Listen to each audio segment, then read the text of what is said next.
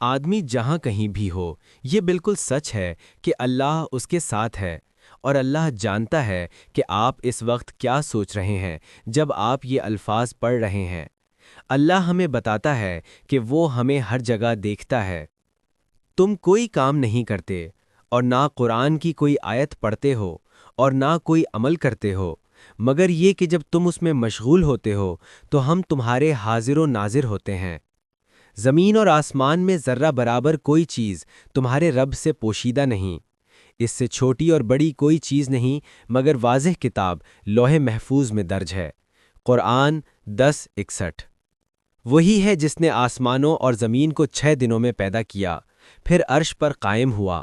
وہ جانتا ہے کہ جو کچھ زمین میں داخل ہوتا ہے اور جو کچھ اس سے نکلتا ہے، اور جو آسمان سے اترتا ہے اور جو اس میں چڑھتا ہے۔ وہ تمہارے ساتھ ہے تم جہاں کہیں بھی ہو، اور اللہ تمہارے سب اعمال کو دیکھ رہا ہے۔ قرآن 57:4۔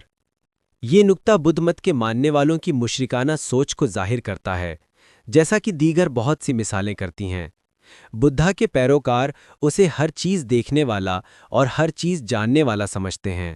ان ممالک میں بدھا کی مورتیوں کی کثرت اور ہر مندر پر بنی بدھا کی آنکھیں بدھ مت کے ماننے والوں کے اس گمراہ کن عقیدے کی گواہ ہیں کہ بدھا پتھر یا لکڑی کی بنی آنکھوں سے ہر لمحہ انہیں دیکھ رہا ہے اور لکڑی کے کانوں سے ان کی باتیں سن رہا ہے۔ اسی وجہ سے وہ اپنے گھروں کو اس کی مورتیوں سے بھر دیتے ہیں، جن کے سامنے وہ تعظیمی رسومات ادا کرتے ہیں۔ اس طرح وہ عقل کے خلاف عمل کرتے ہوئے سنگین گناہ کا ارتکاب کر رہے ہیں۔ قرآن 7:195 میں اللہ ہمیں بتاتا ہے کہ جو لوگ دوسروں کو اللہ کا شریک ٹھہراتے ہیں وہ سخت دھوکے میں ہیں، اور جن چیزوں کو انہوں نے معبود بنا رکھا ہے وہ کسی چیز پر بھی قدرت نہیں رکھتیں۔ کیا ان کے پاس ٹانگیں ہیں جن سے وہ چل سکیں؟ کیا ان کے پاس ہاتھ ہیں جن سے وہ پکڑ سکیں؟ کیا ان کے پاس آنکھیں ہیں جن سے وہ دیکھ سکیں؟ کیا ان کے پاس کان ہیں جن سے وہ سن سکیں؟ کبھی نہ بھولیں، شرک کا مطلب صرف مادی بتوں کی پوجا نہیں ہے۔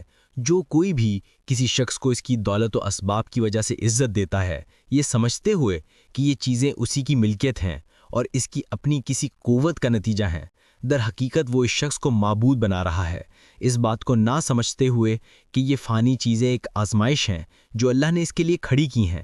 جیسا کہ اللہ قرآن 2:165 میں خبردار کرتا ہے، لوگوں میں سے کچھ ایسے ہیں جو اللہ کے سوا دوسروں کو اس کا ہمسر ٹھہراتے ہیں، ان سے ایسی محبت کرتے ہیں جیسے محبت صرف اللہ سے ہونی چاہیے، لیکن جو ایمان لائے ہیں وہ اللہ سے زیادہ محبت رکھتے ہیں۔ کاش تم ظالموں کو اس وقت دیکھو جب وہ عذاب دیکھیں گے، اور یہ کہ یقیناً تمام قوت اللہ ہی کے لیے ہے، اور اللہ سخت عذاب دینے والا ہے۔ بدھا ایک بے بس بندہ تھا جسے اللہ نے پیدا کیا اور اس دنیا میں آزمایا۔ اس میں نہ تو لوگوں پر اثر ڈالنے کی اپنی کوئی صلاحیت تھی اور نہ ہی اپنی کوئی مرضی۔ وہ اللہ کی مرضی سے ہی بولتا تھا اور اس نے وہی زندگی گزاری جو اللہ نے اسے دی تھی، اسی مقدر کے مطابق جو اللہ نے اس کے لیے لکھا تھا۔ قرآن میں حضرت ابراہیم علیہ السلام کی یہ دعا انسان کی اللہ کی مطلق قوت کے سامنے بے بسی کو سب سے واضح طور پر بیان کرتی ہے۔ وہ جس نے مجھے پیدا کیا اور مجھے ہدایت دیتا ہے، وہی مجھے کھلاتا اور پلاتا ہے، اور جب میں بیمار پڑتا ہوں تو وہی مجھے شفا دیتا ہے۔ وہی مجھے موت دے گا، پھر مجھے زندگی بخشے گا، اور وہی ہے جس سے میں امید رکھتا ہوں کہ حساب کے دن میری خطائیں معاف فرمائے گا۔ بدھا نے وہ مقدر گزارا جو اللہ نے اس کے لیے لکھا تھا، اور جب اس کا وقت آیا تو وہ فوت ہو گیا۔ یہ بات ہرگز نہ بھولی جائے کہ اللہ کی مرضی کے بغیر کوئی ایمان نہیں لا سکتا۔ اللہ ہی ہے جو انسانوں کو ہدایت دیتا ہے۔ اللہ کی مرضی کے بغیر کوئی شخص کسی دوسرے کو راہ راست کی ہدایت نہیں کر سکتا۔ پھر یہ اللہ ہی ہے جو لوگوں کو حق اور خوبصورتی کی طرف رہنمائی کرتا ہے۔ دعوتیں اور پیغامات صرف اسی حد تک انسان کے دل پر اثر کرتے ہیں جتنی اللہ کی مرضی ہوتی ہے۔ یقیناً وہی واحد مطلق قوت ہے جس کی عظمت کو تسلیم کیا جانا چاہیے، جس کی عبادت کی جائے اور جس سے مدد مانگی جائے۔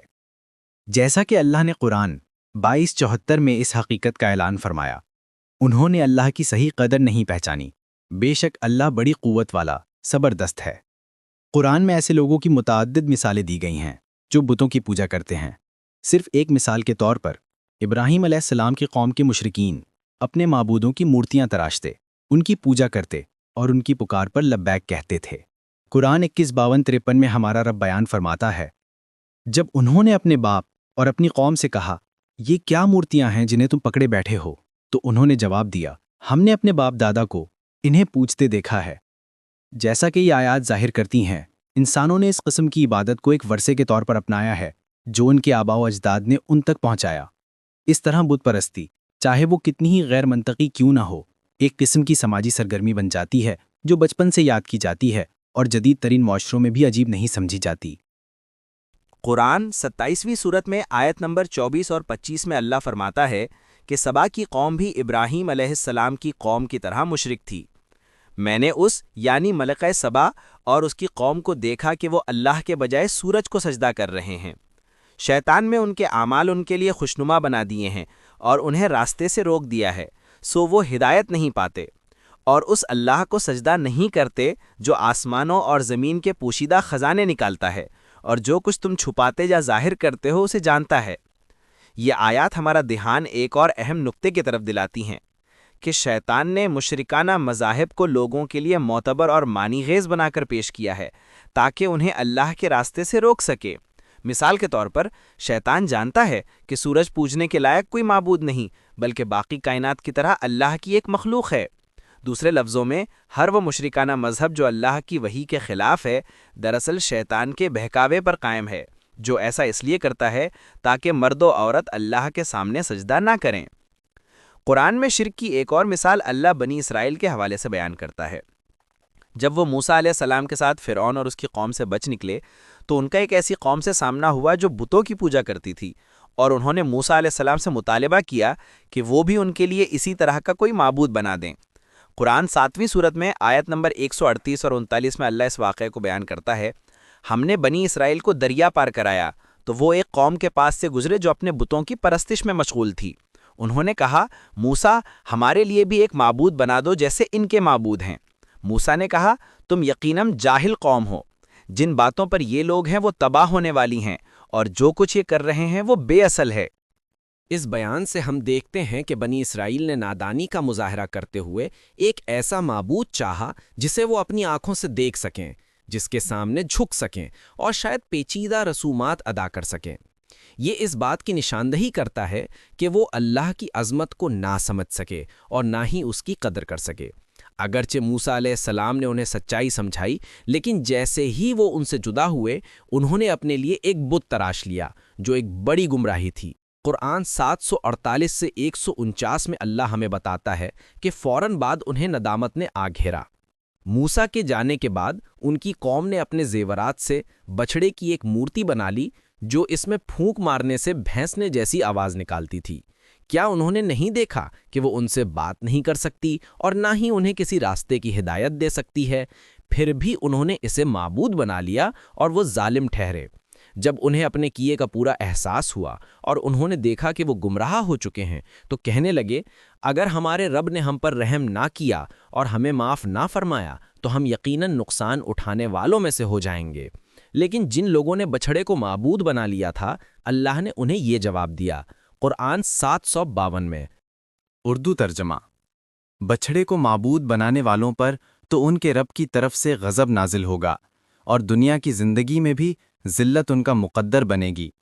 ہم جھوٹے افطرا پردازوں کو یوں ہی بدلہ دیا کرتے ہیں۔ آخر میں ہم اپنے تمام سامعین سے درخواست کرتے ہیں کہ مذکورہ بالا تفصیلات کو سنجیدگی سے غور فرمائیں۔ ہمیں ہمیشہ یہ یاد رکھنا چاہیے کہ اللہ تعالیٰ ہر لمحہ ہمارے ساتھ ہے، ہمارے ہر عمل کو دیکھ رہا ہے اور ہمارے ہر خیال سے آگاہ ہے۔ اس حقیقت کو مد نظر رکھتے ہوئے ہمیں اپنی زندگیوں کا ہر پہلو شرک کی تمام شکلوں سے پاک رکھنے کی کوشش کرنی چاہیے۔ سورج، چاند، بت، مورتیاں، دولت، طاقت یا کوئی بھی شخصیت، ان میں سے کوئی بھی چیز عبادت کے لائق نہیں۔ حقیقی عبادت، محبت، تعظیم اور کامل اطاعت صرف اور صرف اللہ رب العزت کی ذات کے لیے خاص ہے، جو بے نیاز اور ہر عیب سے پاک ہے۔ قرآن پاک کی روشن آیات اور پیغمبروں کی واضح تعلیمات نے ہمیں سیدھا راستہ دکھا دیا ہے۔ اب یہ ہماری ذمہ داری ہے کہ ہم اپنے آباء و اجداد کی اندھی تقلید، معاشرتی دباؤ یا شیطان کے بہکاوے میں آ کر اس راستے سے نہ بھٹکیں۔ ہمیں اپنے عقیدے کو پاک رکھنا ہے، صرف اللہ پر توکل کرنا ہے اور اس کی رضا کے لیے جینا ہے۔ اللہ تعالی ہمیں شرک کی تمام گہرے اور چھپے ہوئے جالوں سے بچنے کی توفیق عطا فرمائے۔ وہ ہمارے دل کو اپنی محبت اور خوف سے معمور کر دے تاکہ ہم ہمیشہ سیدھے راستے پر قائم رہ سکیں۔ آمین یا رب العالمین۔